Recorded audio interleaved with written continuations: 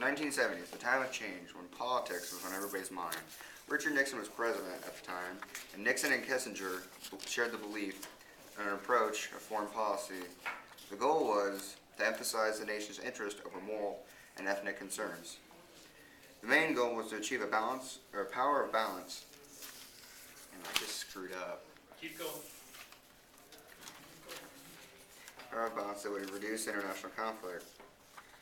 They also wanted to improve relations with Communist China and Soviet Russia, who at the time were enemies. This would enhance the economic and political power that America would have in China. This would also divide communism from China and promote peace between Russia and China. The result of peace talk in the U.S. and Soviets entered the time of détente. This was lessening of military troops and tensions. The country of Chile, the socialist Salvador Allende was elected president.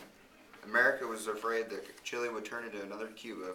Because of this reason, America cut aid from Chile. The conflict arose, and both countries agreed to a ceasefire, and détente survived.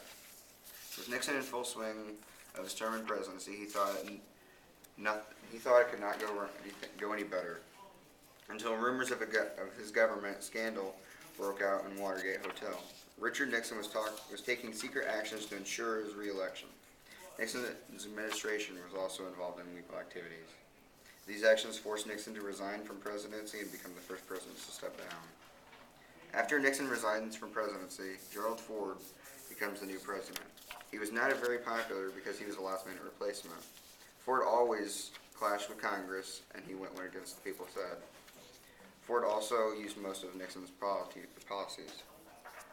Jimmy Carter takes office in the late 1970s. His approach, unlike Ford, was toward human rights, like the equal rights movement, and changing the voting age to 18 years old.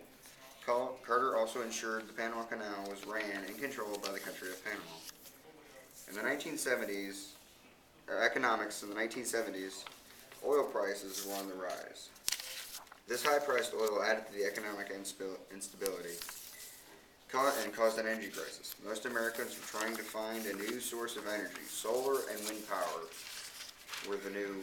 were on the rise. Also, nuclear energy was starting to become the new type of energy.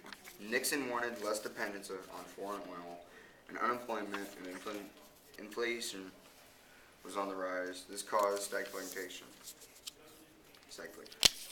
The Family Assistance Plan guaranteed families a minimum income. President Carter wanted to stimulate the economy after being in a recession. This included a corporate tax cut, but inflation went up when Carter tried to fix the unemployment. Employment went up, and the economy entered another recession.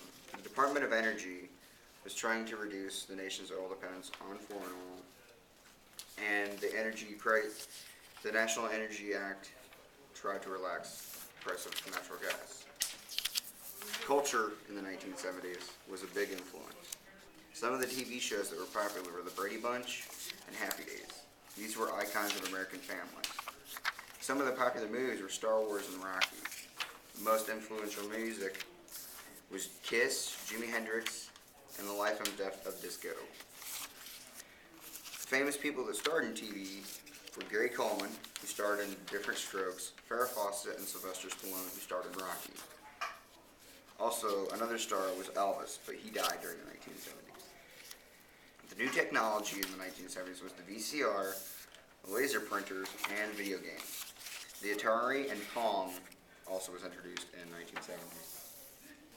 A new holiday came about in the 1970s, which was Earth Day. The day that is celebrated April 22nd, and the slogan is "Plant a tree and save the planet."